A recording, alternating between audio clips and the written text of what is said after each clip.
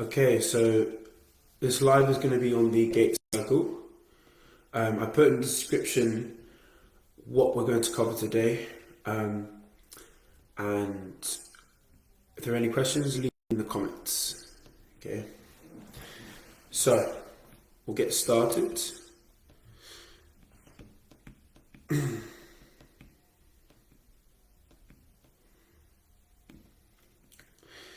So to simplify, the gait cycle is basically the stride in which you walk. And it may not seem very complex or very important, but there are specific nuances and changes that can happen in someone's walking stance if they pick up an injury. And also there might be a specific way that you are walking that can potentially cause an injury at a later date. So we're going to go over why it's important. We're going to go over the specific phases of the walking cycle. And we're going to go over the roles of the different joints and how they can apply to injury. Okay.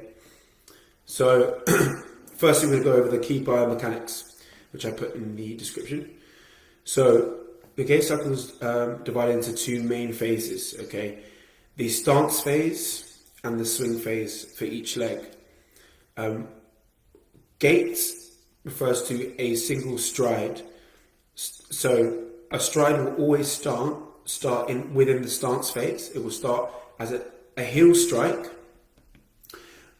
which could also be called initial contact, and finished with pre-swing, which can be called toe off. So the heel comes down, touches the floor, and then ends with the toe lifting up, and that's where the swing phase starts. And when the swing phase starts, that's the second phase. So stance phase always starts with a heel strike, ends in toe off. Swing phase starts with a toe off and ends in the heel strike. That's your cycle.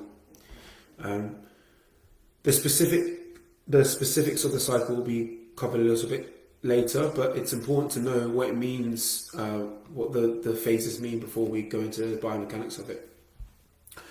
So how are we able to walk? The main rigid bony segments that are required to walk are the pelvis, which is the middle of the trunk of the body, so the what connects the lower limb to the upper limb, the femur or the thigh bone, and the tibia or the lower limb bone. And they're connected by mobile joints such as the hip, which is the ball and socket. And they can move somewhat freely in all planes of motion. They're controlled by the gait cycle is controlled by highly coordinated muscles that need to work in tandem in order for you to walk effectively. So they work in tandem concentrically and eccentrically. What do I mean by this? So concentric muscles are the ones that are doing the propelling. So if you think about from toe off, so when you press against the floor and lift your foot up, that the calf muscle is the one that is contracting. So there's the concentric muscle, which is contracting and shortening in order for it to build enough power. The eccentric muscles have what we would call a controlling role within walking, and they are required to keep your upright posture, to stop you from wobbling and keep that stability. And let's say, for example, the calf muscle in walking is important in mid to late starts of performing this role of controlling you so you don't wobble too much. Now we're going to go through each joint and its role in gait. So the role of the hip, we're going to talk about each of these joints in terms of the stance phase and in terms of the swing phase. The hip in the stance phase main role is to extend. So when that hip extends, it's when you push off the floor, and the main muscles involved in this are the glutes, which provide about 80% of the extension power, and the hamstring, which provide about 20%. And this is really the power of gait. It's what brings the body forward. The pelvis also rotates forwards and backwards to allow for a smoother pattern and less side-to-side motion of the upper trunk in this stance phase as well. Now when we move to swing phase, the hip goes from extension to flexion, so it bends backwards to bend forwards, and that provides you, it's in preparation for the next step and provides stability in a single leg stance. Because when standing in one leg, the center of body mass is the middle of the pelvis, so there's a tendency for the pelvis to drop and rotate in single leg stance. So what the hip needs to do is keep you balanced, and you need strong muscles within the glute area to stop you from doing that. So imagine a crane. So you've got the long end of the crane, the short end. In order for you to balance out, you've got to have a lot more weight on the short end. And this is when you have that long lever, your muscles need to do the job of applying that weight to keep you centered. So there's a lot going on in the hip. Next, we're going to talk about the role of the knee, both in the stance and the swing phase. So in stance, the knee starts off in extension, full extension, but slightly flexes. So it bends a little bit to allow the acceptance of weight, and it acts as a stable pillar.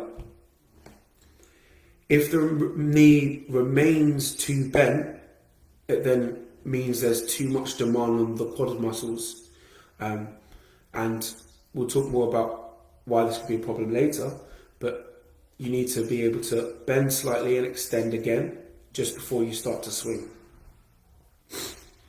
In the swing phase, you've got to bend slightly in order for the leg to move smoothly and to allow the foot to clear the floor. Just before the foot plants again in order for the next step. So there's full extension to start off with, followed by a little bit of flexion and some more flexion after that when you do a walk. Next, we're going to go talk about the role of the foot and the ankle.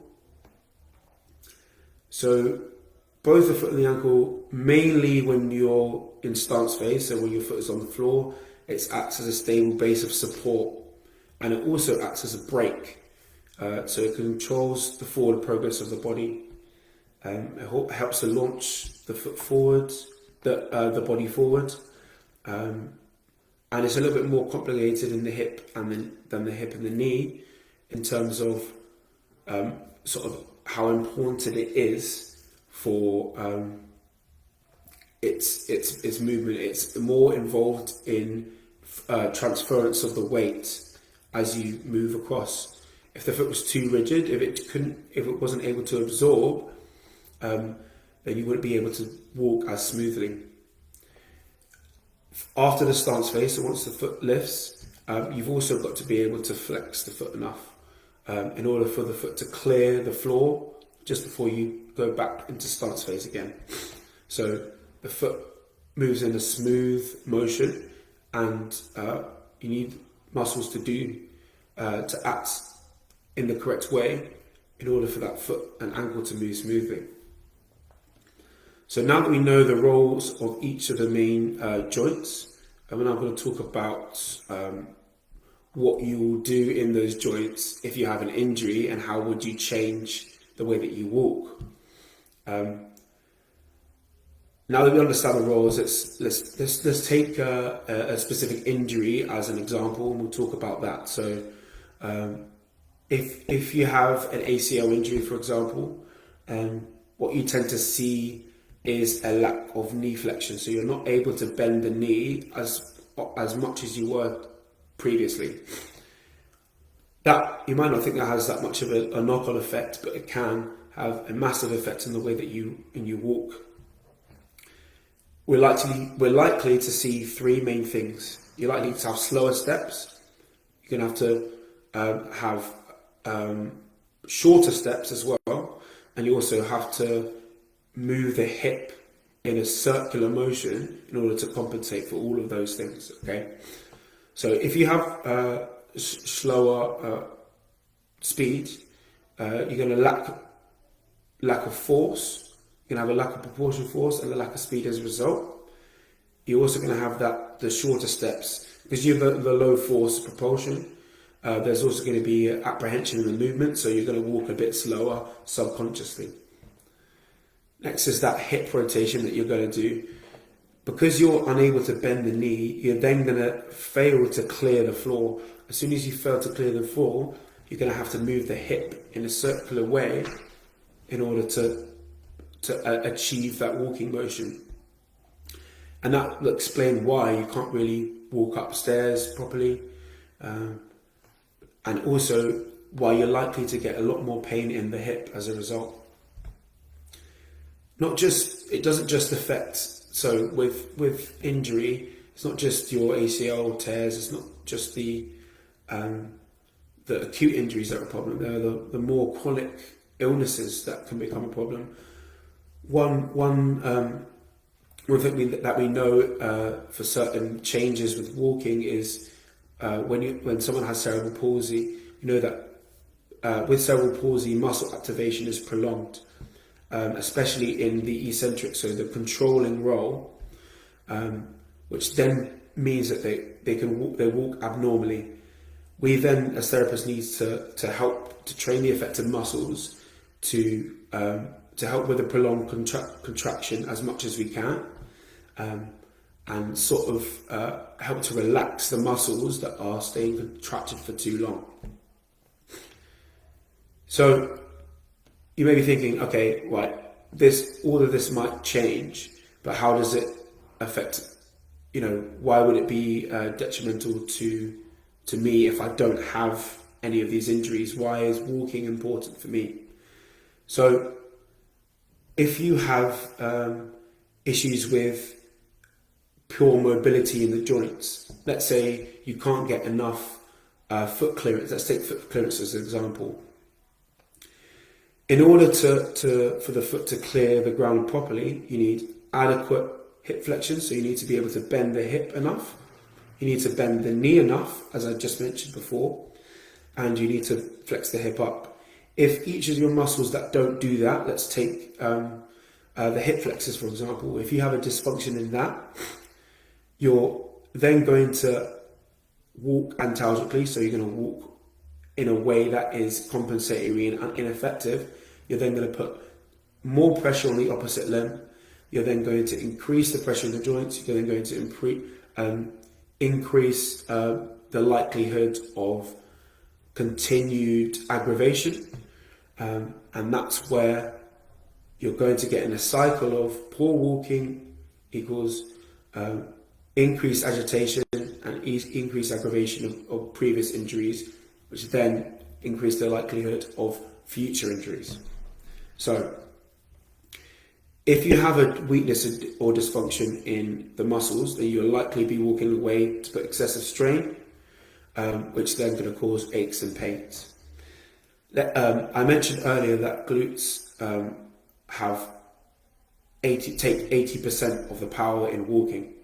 So if you have weak glutes, for example, you're then going to be walking with less power, less speed, and as a result, are going to be compensating by, not if you don't have that power, you're going to be compensating and having that hip drop, increasing the likelihood of future injuries.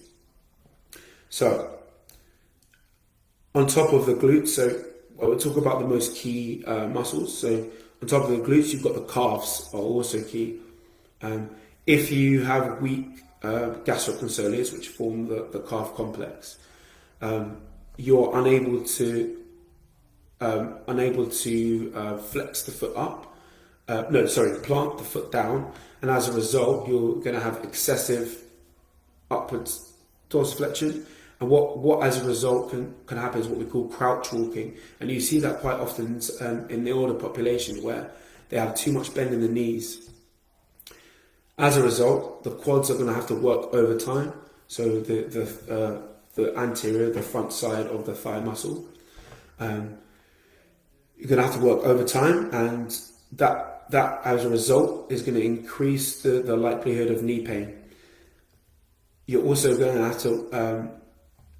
to have to work overtime, which means that you're going to prevent the knee from collapsing as a result of increased quad activation. You're preventing the knee from collapsing, and what might happen with that is you're going to end up putting more strain on the ligaments, and that's why you're likely to damage ligaments inside the knee capsule as well.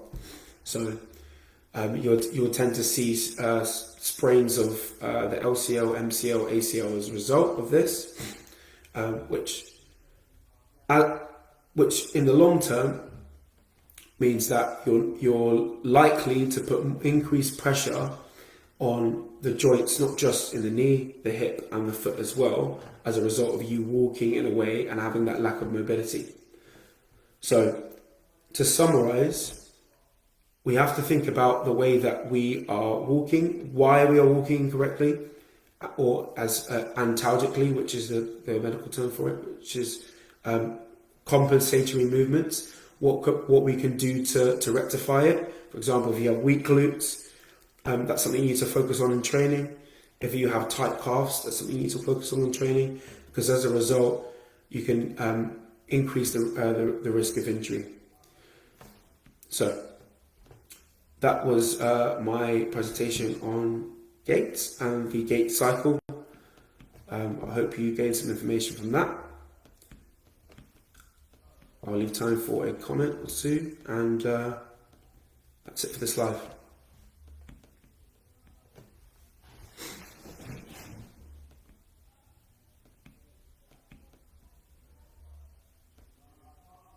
Okay, goodbye.